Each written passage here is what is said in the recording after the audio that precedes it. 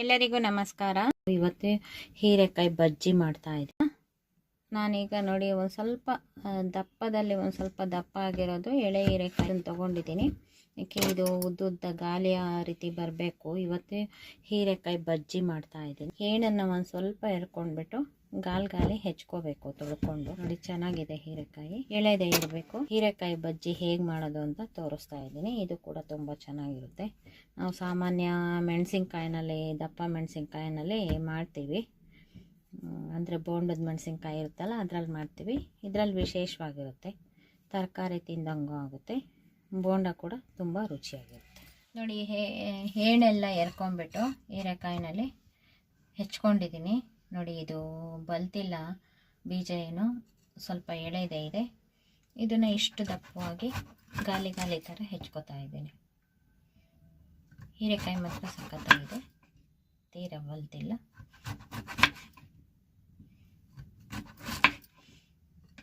ನೋಡಿ ಇದು ಮುಂಭಾಗದ್ದು ಈ ರೀತಿ ಇದೆ, ಲಾಸ್ಟಿಂದು ನೋಡಿ ಈ ರೀತಿ ಚಿಕ್ಕದಾಗಿರುತ್ತೆ. ಅದಕ್ಕೆ ಇದನ್ನು ಮೆಣಸಿನ್ಕಾಯಿ ಥರ ಉದ್ದುದ್ದಕ್ಕೆ ಹೆಚ್ಕೋತಾ ಇದ್ದೀನಿ. ಇದು ಕೂಡ ಚೆನ್ನಾಗಿರುತ್ತೆ. ನೋಡಿ ಚಿಕ್ಕದೆಲ್ಲ ಈ ರೀತಿ ಹೆಚ್ಕೊಂಡು ದೊಡ್ಡದೆಲ್ಲ ಈ ರೀತಿ ಗಾಲಿ ಥರ ಹೆಚ್ಕೋತಾ ಇದ್ದೀನಿ. ಹೆಚ್ಚಿ ರೆಡಿ ಮಾಡ್ಕೊಳ್ತೀನಿ. ನೋಡಿ ಒಂದು ಹೀರೆಕಾಯಿನಲ್ಲಿ ಇಷ್ಟು ಹೋಳುಗಳಾಗಿದೆ, ತುಂಬ ಚೆನ್ನಾಗಿದೆ. ಇದು ಹಿಂಭಾಗದಲ್ಲಿ ತುಂಬ ಚಿಕ್ಕದಾಗಿರುತ್ತಲ್ಲ ಅದನ್ನು ಈ ರೀತಿ ಉದ್ದುದ್ದ ಹೆಚ್ಕೊಂಡಿದ್ದೀನಿ. ಇದೆಲ್ಲ ಗಾಲಿ ಥರ ಹೆಚ್ಕೊಂಡಿದ್ದೀನಿ. ನೋಡಿ ಒಂದಿಷ್ಟು ದಪ್ಪ, ತೀರ ತೆಳುಗೂ ಹೆಚ್ಕೋಬಾರ್ದು, ತೀರ ದಪ್ಪಗೂ ಹೆಚ್ಕೋಬಾರ್ದು, ಇಷ್ಟಿಷ್ಟು ದಪ್ಪ ಹೆಚ್ಕೊಂಡ್ರೆ ಸಾಕು. ಈಗ ನಾನು ಹಿಟ್ಟನ್ನು ಕಲಸೋಣ. ಅದಕ್ಕೆ ಏನೇನು ಹಾಕಬೇಕು ಅಂತ ತಗೊಳ್ತಾ ಇದ್ದೀನಿ.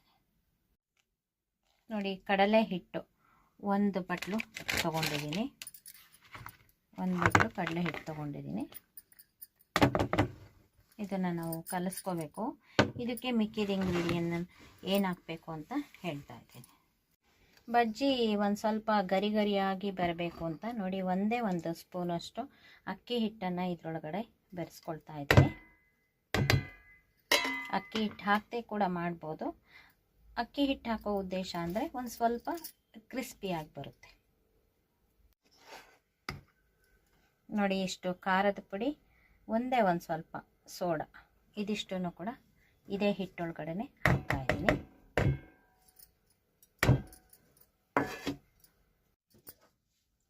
ನೆಕ್ಸ್ಟ್ ಇದಕ್ಕೆ ಒಂದು 1/4 ಚಮಚ ಅಜ್ವಾನ ಹಾಕ್ಕೊಳ್ತಾ ಇದ್ದೀನಿ. ಈಗ ಈ ಅಜ್ವಾನ ಹಾಕೋಬೇಕಾದ್ರೆ ಈ ಥರ ಅಂಗೈಗೆ ಹಾಕ್ಕೊಂಡ್ಬಿಟ್ಟು ಒಂದು ಸ್ವಲ್ಪ ಈ ರೀತಿ ಈ ಥರ ಉಜ್ಜಿ ಹಾಕೋಬೇಕಾಗುತ್ತೆ. ಈಗ ಇದನ್ನೆಲ್ಲ ಮಿಕ್ಸ್ ಮಾಡೋಣ.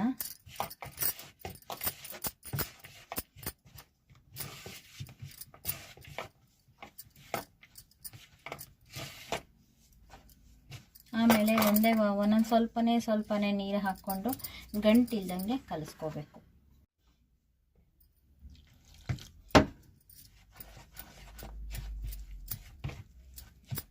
ನೀರು ಸ್ವಲ್ಪನೇ ಹಾಕ್ಕೊಂಡು ಹದವಾಗಿ ಕಲಿಸ್ಕೋಬೇಕು. ತೀರ ತೆಳ್ಳಗೂ ಕಲಿಸ್ಕೋಬಾರ್ದು, ತೀರ ಗಟ್ಟಿಗೂ ಕಲಿಸ್ಕೋಬಾರ್ದು. ನೋಡಿ ಗಂಟಿಲ್ದಂಗೆ ನೀಟಾಗಿ ಕಲಿಸ್ಕೋಬೇಕು.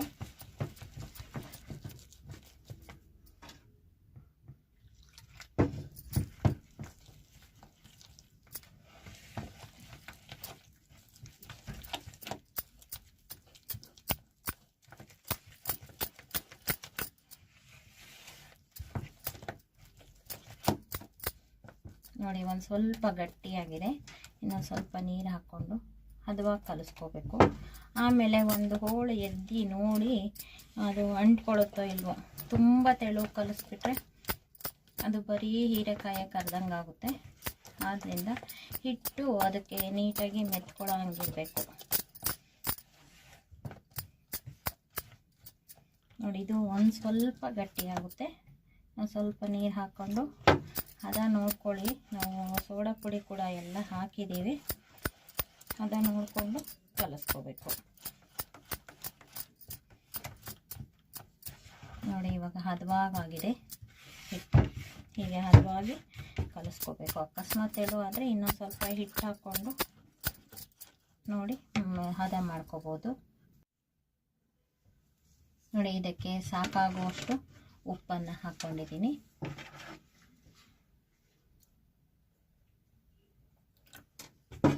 ಸಣ್ಣ ಉಪ್ಪು ಹಾಕಿದ್ದೀನಿ. ಎಣ್ಣೆ ಕಾಯೋ ತನಕ ಈ ಹಿಟ್ಟು ನೆನೆಯುತ್ತೆ ಅಷ್ಟೇ, ಅದಕ್ಕಿಂತ ಮುಂಚೆ ಕಲಸಿಟ್ಕೋಬಾರ್ದು. ಎಣ್ಣೆ ಕಾಯೋ ತನಕ ನೆಂದರೆ ಸಾಕು. ಈಗ ನೋಡಿ, ಈ ಒಂದು ಹೀರೆಕಾಯಿ ಹಾಕಿ ಹಿಂಗೆ ಎದ್ದು ನೋಡಬೇಕು. ನೋಡಿ, ಹೀರೆಕಾಯಿಗೆ ಚೆನ್ನಾಗಿ ಹಿಟ್ಟು ಮೆತ್ಕೊಳ್ಳುತ್ತೆ. ಈ ರೀತಿ ಇರಬೇಕು.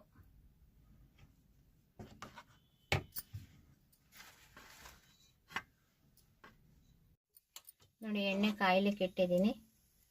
ಕಲಸಿರೋ ಹಿಟ್ಟು ಕೂಡ ಹದವಾಗಿದೆ. ಒಂದು ಹೀರೆಕಾಯಿ ಹೋಳು ಎದ್ದು ತೋರಿಸಿದ್ದೀನಿ ನಿಮಗೆ. ಈಗ ಹೀರೆಕಾಯಿ ರೆಡಿ ಇದೆ. ನಾನಿವತ್ತು ಗೋಲ್ಡ್ ವಿನ್ನರ್ ಎಣ್ಣೆ ಹಾಕಿದ್ದೀನಿ. ಈಗ ಕರಿಯೋಣ.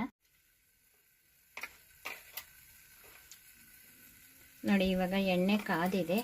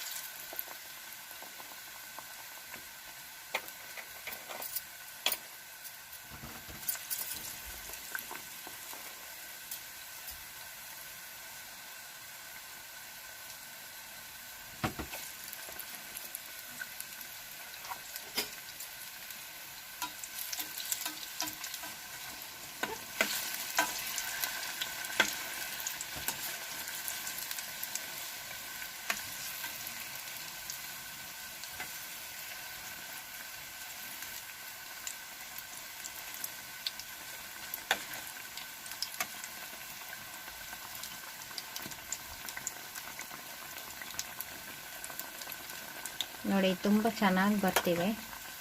ಇಷ್ಟಿಟ್ಟಿದ್ರೆ ಸಾಕು. ತೀರಾ ತೆಳುನೂ ಆಗಿಲ್ಲ, ತೀರಾ ಗಟ್ಟಿನೂ ಆಗಿಲ್ಲ, ಚೆನ್ನಾಗಿ ಬರ್ತಿದೆ. ಎರಡೂ ಕಡೆ ತುಂಬ ಗೋಲ್ಡನ್ ಬ್ರೌನ್ ಆಗೋ ಥರ ಕರ್ಕೋಬೇಕು. ಇದುವರೆಗೂ ಹೈ ಫ್ಲೇಮಲ್ಲಿತ್ತು. ಈಗ ಒಂದು ಸ್ವಲ್ಪ ಮೀಡಿಯಮ್ ಊರಿನಲ್ಲಿ ಕರೆದ್ರೆ ತುಂಬ ಚೆನ್ನಾಗಿ ಬೇಯುತ್ತೆ. ಸಖತ್ತಾಗಿ ಬರ್ತಿದೆ.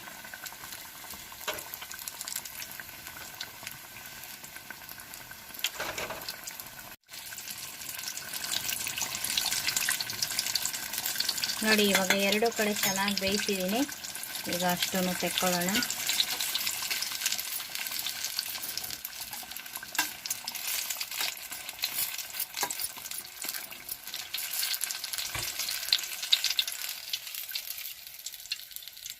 ನೋಡಿ, ಸಖತ್ತಾಗಿ ಬಂದಿದೆ. ಮಾತ್ರ ಏನು ಚೆನ್ನಾಗಿದೆ ಗೊತ್ತಾ?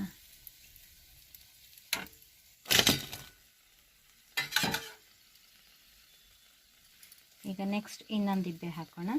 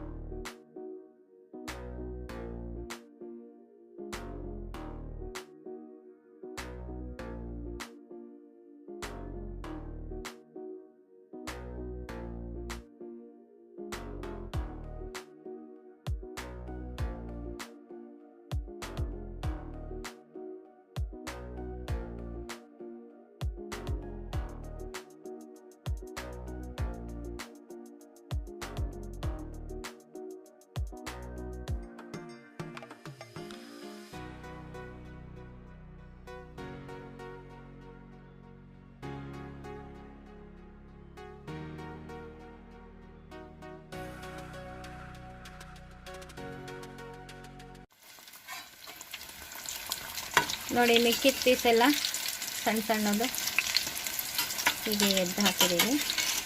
ಇದು ಕೂಡ ಎಲ್ಲ ಆಗಿದೆ, ತೆಗಿಬೇಕು ಇವಾಗ.